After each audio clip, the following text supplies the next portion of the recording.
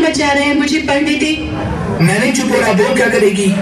इतना चिल्ला रहा है, सचमुच तेरी तो जुबान ही बंद हो जाए। मेरी जुबान बंद होगी तो मैं कहूँ तुझे कि तेरा मुंह बंद हो जाए। बच्चों ऐसे नहीं बोलते, बुरी बात। तुम्हें पता है ऐसे अपशब्द बोलना कितना गलत होता है।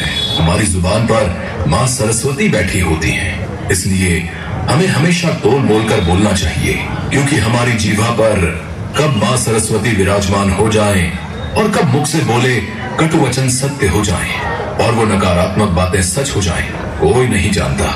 दादाजी, माँ सरस्वती जुबान पर कैसे और कब बैठती है? क्या अभी भी माँ सरस्वती हमारे मुंह पर बैठी है? चलो बच्चों, वहाँ पेड़ के नीचे बैठते हैं, मैं तुम दोनों को सब समझाऊंगा। देखो बच्चों, जैसा कि हम सभी जानते हैं, माता सरस्वती बुद्धि, ज्ञान और विवेक की देवी है। विद्या की देवी वीणा वादिनी माँ सरस्वती ने ही सर्वप्रथम सृष्टि में स्वर भरे हैं। ऐसी मान्यता है कि माता सरस्वती से सर्वप्रथम सस्वर की उत्पत्ति हुई और इसी वजह से संसार के सभी नदी, नालों और पक्षियों को आवाज मिली।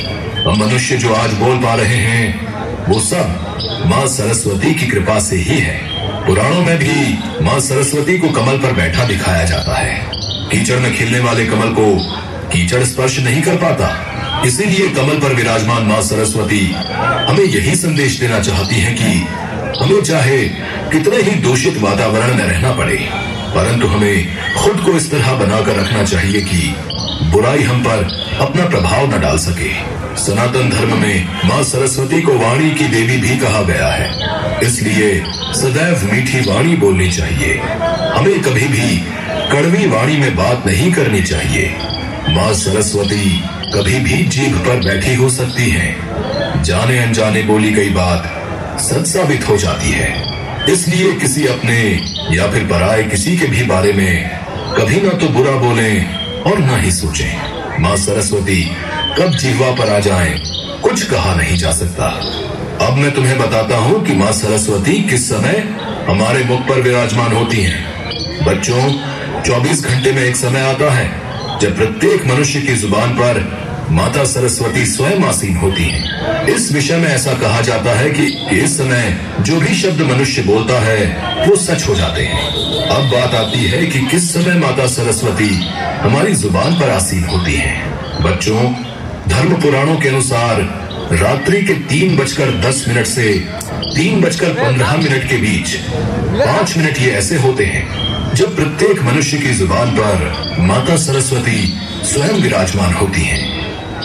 पर दादाजी, रात के उस समय तो हम सो रहे होते हैं। बच्चों, इस समय का असर प्रातः काल तक रहता है, इसलिए हमें सूर्योदय से पहले और सूर्योदय के बाद सुबह उठकर भी कभी भी बुरे शब्दों का प्रयोग नहीं करना चाहिए।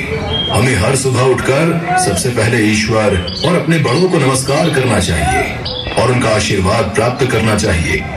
इसलिए यदि माँ सरस्वती से कुछ मांगना ही है तो हमें अपनी सर्वश्रेष्ठ इच्छा माँ सरस्वती से कहनी चाहिए।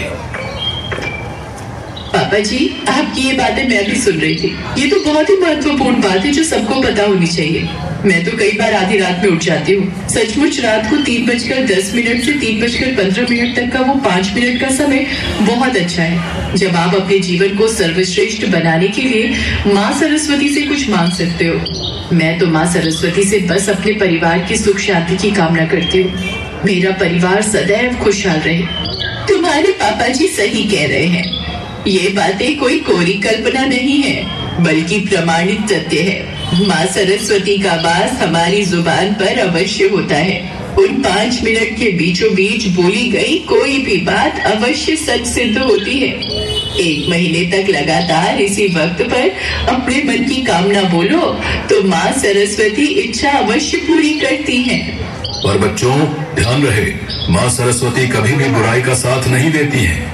वे सदैव अच्छाई का ही साथ देती हैं। जिनके मन में ईर्ष्या भावना और बदले की भावना नहीं होती, जो लोग सच्चे हृदय के होते हैं, माँ सरस्वती केवल उन्हीं की इच्छा पूरी करती हैं जो सदैव दूसरों के लिए अच्छा सोचते हैं। उन पर माँ सरस्वती की कृपा सदैव रहती है। सॉरी चिंटू, मैं अब तुम्हें कभी कोई भी गलत शब्द नहीं बोलूंगी। सॉरी दीदी, मैं भी आपसे कभी गलत शब्द नहीं बोलूंगा। जीते रहो मेरे बच्चों। जय माँ सरस्वती। जय माँ सरस्वती।